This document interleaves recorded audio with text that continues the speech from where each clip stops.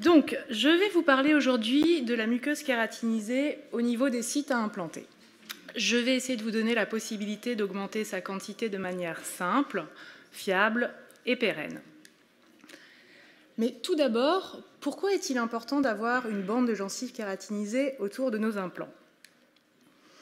Alors, bien que la quantité de gencives kératinisées n'ait pas été établie comme un facteur pronostic pour la survie de l'implant, l'étude de la littérature met en évidence le fait qu'un défaut de gencives kératinisées au niveau des prothèses implantoportées va entraîner un inconfort du patient au brossage, pouvant être lié à une irritation mécanique due à la mobilité des tissus non kératinisés.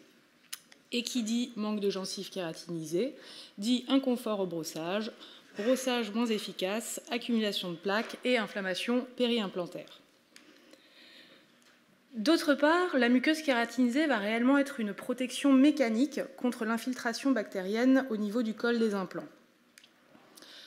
De nombreux auteurs soulignent l'importance de la gencive kératinisée pour obtenir un taux de réussite acceptable et rapportent qu'un minimum de 2 mm est nécessaire pour obtenir une gencive saine autour de nos implants.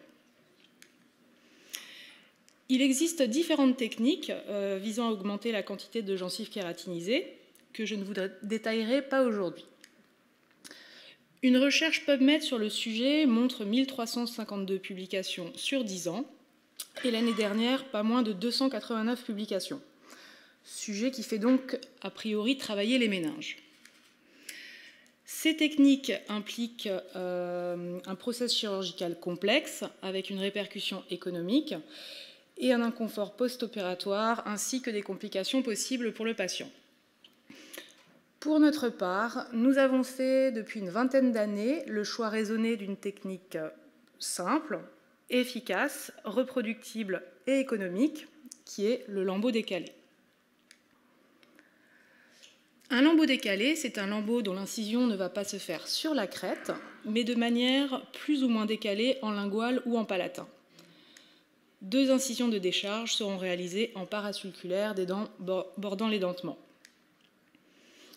Une fois les implants posés et des vis de cicatrisation larges mises en place, des points de suture simples en haut vont être réalisés de manière lâche afin de maintenir le lambeau en place et en laissant la possibilité à la gencive d'une cicatrisation de seconde intention.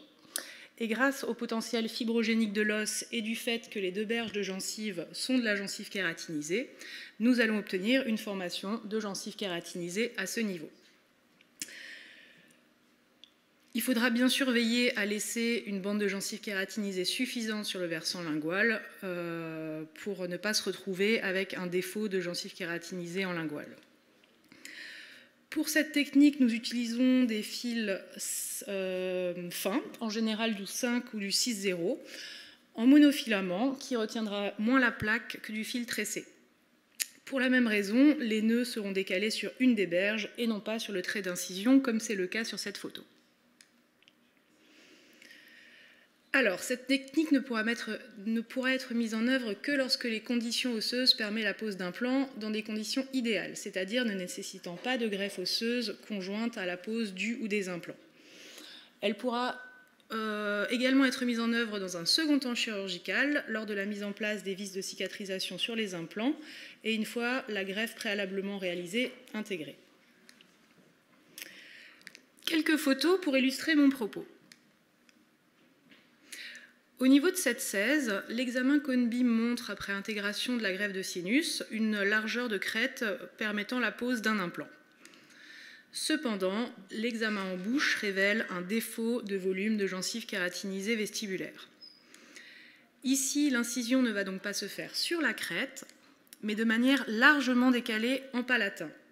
Il ne faudra pas avoir peur d'être généreux sur le décalage du tracé d'incision.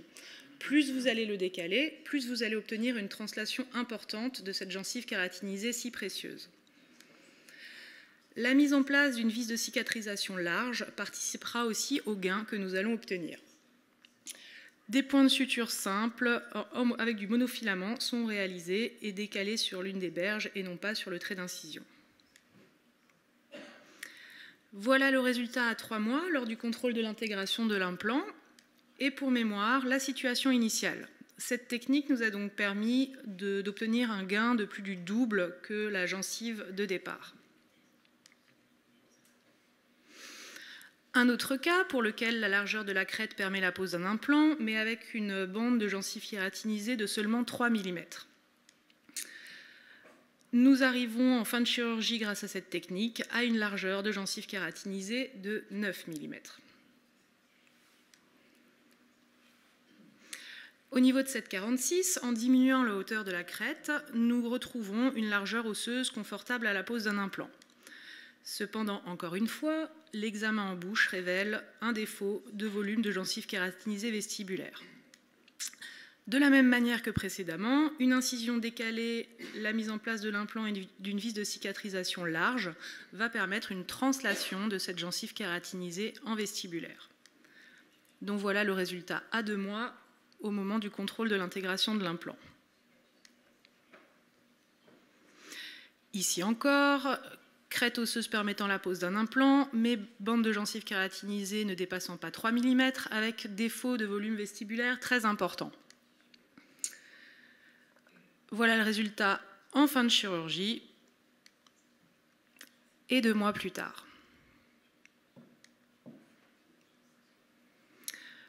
Pour ce cas assez spectaculaire, cette technique va nous permettre de passer d'une bande de gencive de 2 mm à une largeur de 6 mm, donc voilà le résultat à 2 mois. Mais me demanderez-vous, comment se comporte cette gencive dans le temps? Pour ce cas, nous sommes passés de 2008 à une bande de gencive kératinisée de 3 mm avec un gros défaut de volume d'épaisseur vestibulaire à une largeur de 9 mm. 14 ans plus tard, la gencive est stable et belle, tout comme le niveau osseux.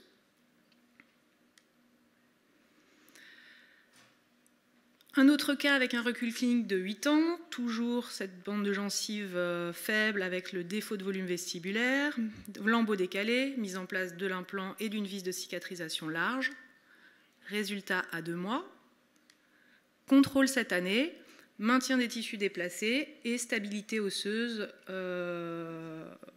protégée mécaniquement en partie grâce à cette gencive kératinisée. Pour ce cas, je n'ai malheureusement pas la photo de départ, mais le principe reste le même.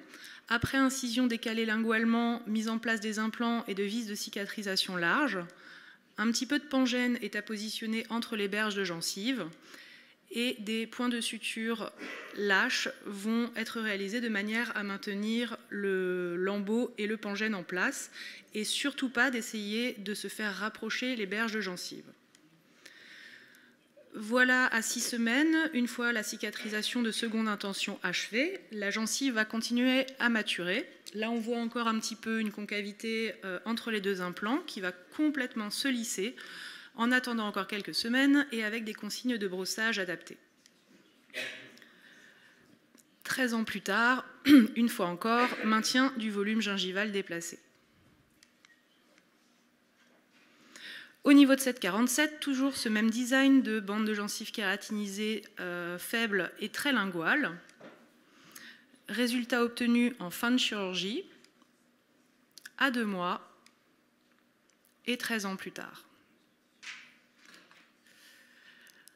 Alors, une courte vidéo réalisée lors d'une formation faite au cabinet pour des chirurgiens débutants.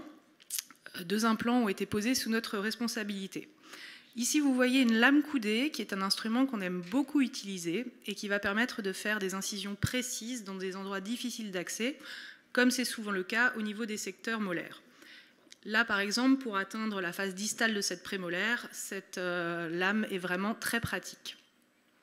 Autre instrument que l'on aime beaucoup pour le décollement des lambeaux, ces petites curettes qui sont commercialisées par Stoma et qui sont en fait, il me semble, des curettes à caries, donc on a détourné l'usage, et qui, de par leur courbure, vont elles aussi nous permettre d'accéder à des endroits difficiles avec plus de facilité. Elles existent en 3 tailles en fonction des besoins.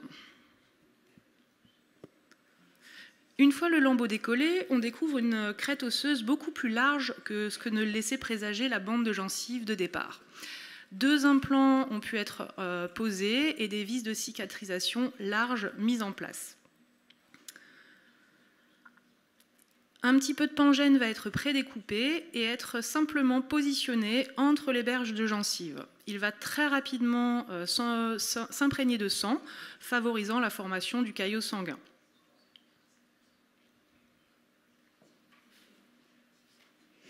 Ensuite, moment très important des sutures qui, comme je vous le disais, devront être réalisées de manière lâche, de manière à simplement maintenir le lambeau et le pangène en place.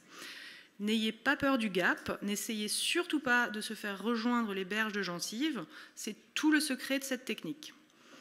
Là, résultat en fin de chirurgie, pangène stabilisé par les sutures et on laisse faire la nature. Voilà le résultat auquel on peut s'attendre après 3 mois, une fois la cicatrisation de seconde intention achevée. Et l'aspect de la gencive, une fois les couronnes posées.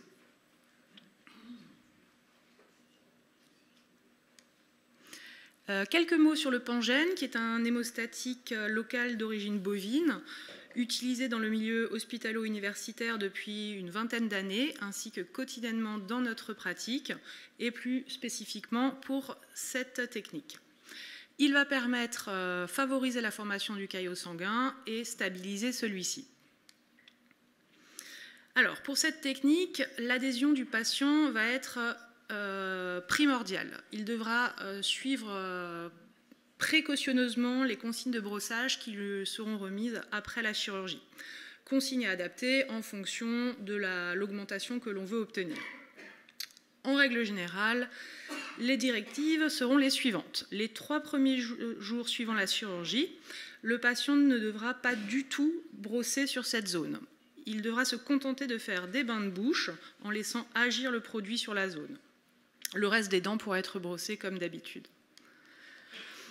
Après 3 jours, le patient devra utiliser la brosse à dents post-opératoire qui lui aurait été prescrite, tremper dans le bain de bouche dilué avec de l'eau et utiliser un petit peu comme un pinceau pour venir badigeonner la zone, de manière à ce que les fils de suture restent propres, mais qu'il n'y ait pas encore de stimulation mécanique de la gencive. Au fur et à mesure des jours, moins la gencive sera sensible à ce niveau, plus le patient pourra brosser, mais toujours avec cette brosse à dents post-opératoire. Après 15 jours, si la zone n'est plus sensible du tout au passage de la brosse à dents post-opératoire, le patient pourra reprendre sa brosse classique du dentifrice et rebrosser normalement en fonction des sensations, c'est-à-dire doucement au départ, mais de plus en plus vigoureusement si la zone n'est plus sensible.